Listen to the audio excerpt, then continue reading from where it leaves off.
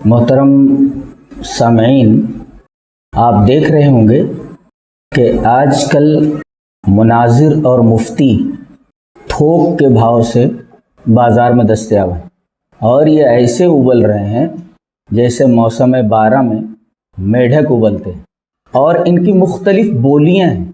کوئی تقلید شخصی کے اوپر بحث کر رہا ہے، کوئی نبی کے حیات و ممات پر گفتگو کر رہا ہے، کوئی رفع الیدین پر بحث کر رہا ہے، اور یہ مناظرے تلاش حق کے لیے تو بالکل نہیں ہیں، بلکہ اپنے مسلک کے دفاع یا اپنی علمی برتری قائم کرنے کے لیے ہوتے ہیں۔ امت مسلمہ کی جو حالت زار ہے وہ کسی پر مخفی نہیں ہے۔ ایسے حالات میں علماء کی یہ مناظرہ بازیاں اور یہ حرکتیں مزہ کا خیز بھی ہیں اور افسوسناک بھی۔ ابھی ایک نمونہ علی مرزا تو موجود تھا ہی، ایک دوسرے صاحب بھی منظر نامے پر دکھائی دے رہے ہیں، ان کا نام ہے مفتی خضر حیات۔ اب یہ حیات و ممات پر بحث کر رہے ہیں۔ ان کا عقیدہ یہ ہے کہ آدمی جب مر جاتا ہے تو مرنے کے بعد روح بدن میں نہیں لوٹائی جاتی۔ سوال ان سے یہ کیا گیا کہ اگر مرنے کے بعد بدن میں روح نہیں لوٹائی جاتی ہے تو جسم پر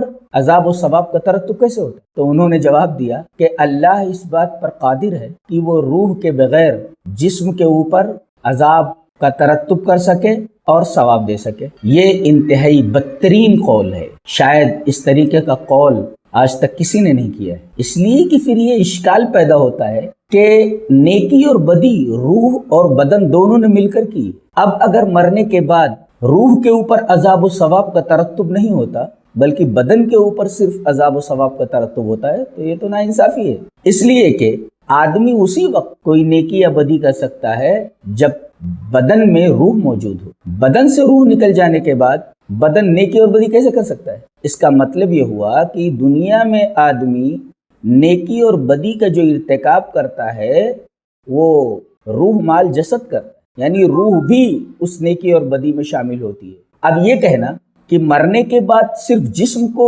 عذاب اور ثواب دیا جاتا ہے، روح کو اس سے الگ رکھا جاتا ہے، سب سے پہلا سوال تو یہ ہے کہ یہ قول کس نے کیا ہے؟ ظاہر ہے کہ مفتی خضر حیات کا یہ قول یہ ان کا خانہ ساز ہے۔ یہ قول نہ تو کسی صحابی سے منقول ہے، نہ تابعی سے، نہ تبع تابعی سے، کسی سے منقول نہیں ہے۔ ارے جب معاملہ مکمل برزخی ہے تو یہ کیوں نہیں کہہ دیا جاتا کہ برزخ میں بدن سے روح کے تعلق کی کیا نوعیت اور کیا کیفیت ہے؟ کیفیت مجہول ہے، یہ کہنے میں کیا پرابلم ہے، کیا پریشانی؟ اس لیے کہ روح کے نکل جانے کے بعد معاملہ برزخی ہو جاتا ہے، اور جب وہ دوسرا ایک عالم ہے جہاں لا مدخل للعقل لا مجال للعقل، عقل کو اس میں کوئی دخل ہی نہیں ہے، عقل کا وہ مجال ہی نہیں، وہ دائرے کار ہی نہیں ہے، تو عقل کو وہاں کیوں گھسا رہے ہیں؟ یہ عقلی عیاشی نہیں تو اور کیا ہے؟ عجیب بات ہے کہ وہ استدلال کرتے ہیں کہ اللہ یتوفی الانفس حین موتها والتي لم تمت في منامها فيمسك التي قضى عليها الموت ويرسل الاخرى الى اجل مسمى ان في ذلك لآیات لقوم يتفکرون۔ استدلال ٹھیک ہے کہ اللہ تبارک و تعالی موت کے وقت بھی روح کو نکال لیتا ہے اور حالت نیند میں بھی روح کو نکال لیتا ہے۔ اب یہ روح نکل گئی، اب وہ اللہ کے پاس، جن کے اوپر موت کا فیصلہ ہو چکا ہے اللہ اس روح کو وہیں اپنے پاس روک لیتا ہے، اور جس پر موت کا فیصلہ نہیں ہوتا اسے چھوڑ دیتا ہے۔ گویا کہ موت کا فیصلہ جس کے اوپر ہو جاتا ہے اس کے لیے امساک ہے، اور جس کے اوپر موت کا فیصلہ نہیں ہے اس کی روح کے لیے ارسال ہے، امساک اور ارسال۔ اب یہ روح وہیں رہ گئی، اب اس کا تعلق دنیا سے بالکل نہیں ہے، اس بات پر تو علماء سلف کا اتفاق ہے۔ اب رہا بدن کا معاملہ، تو بدن کی تو ایک صورت یہ ہے کہ وہ سطح زمین کے اوپر ہو، لوگوں کے سامنے ہو، لوگ اس کو دیکھیں، جیسے فرعون کی لاش۔ اسی طریقے سے وہ تمام لاشیں جو حنوش شدہ اور ممیفائڈ ہیں وہ سطح زمین پر ہیں، لوگوں کے سامنے۔ تو جسم کی ایک حالت تو یہ ہے، اور دوسرے خود انتقال کے بعد ہمارے نبی جناب محمد الرسول اللہ صلی اللہ علیہ وسلم کا جسم اطہر کہ آپ کا انتقال پیر کے دن ہوا، صبح کے وقت، پورے دن لاش ویسے رکھی رہی، منگل کی پوری رات گزر گئی، منگل کا پورا دن گزر گیا، پھر بدھ کی رات آئی تو بدھ کی رات کے اندر لوگوں نے پھاوڑوں کی آواز سنی کہ اب قبر کو کھودا جا رہا ہے اور اب آپ کی تدفین عمل میں آئی۔ ایک حالت تو بدن کی ہے، ایک حالت اور ہے کہ آدمی کو جلا دیا گیا اور اس کے بدن کو جلا کر راکھ کر دیا گیا اور راکھ ادھر ادھر بکھر گئی۔ بدن کی ایک حالت یہ ہے، ایک حالت اور بھی کہ کسی انسان کو کسی درندے نے کھا لیا اور انسان کا یہ جسم درندے کا جزو بدن بن گیا، اب یہ درندے کے اندر موجود۔ جسم کی ایک حالت یہ ہے۔ اب سوال یہ پیدا ہوتا ہے کہ وہ جو روح جسے اللہ نے روک رکھا ہے، کیا بدن کے اندر اس کو لوٹایا جاتا ہے یا نہیں لوٹایا جاتا؟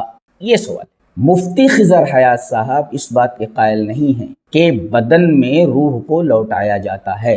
ان کی دلیل یہ ہے کہ یہ امساک کے خلاف ہے۔ اللہ نے جب روک لیا تو اب اس کو لوٹائے گا کیسے؟ ارے عقل کے اندھے شخص، یہاں لوٹانے کا جو معاملہ ہے وہ دنیا میں روح کے لوٹائے جانے کا معاملہ ہے، اور مرنے کے بعد جب روح اور بدن دونوں کا معاملہ برزخی ہے تو اللہ تبارک و تعالیٰ اس روح کو بدن کے اندر کیسے لوٹاتا ہے اور بدن کس حالت میں رہتا ہے، اس کیفیت کو مکمل اللہ کے اوپر چھوڑ دیا جائے۔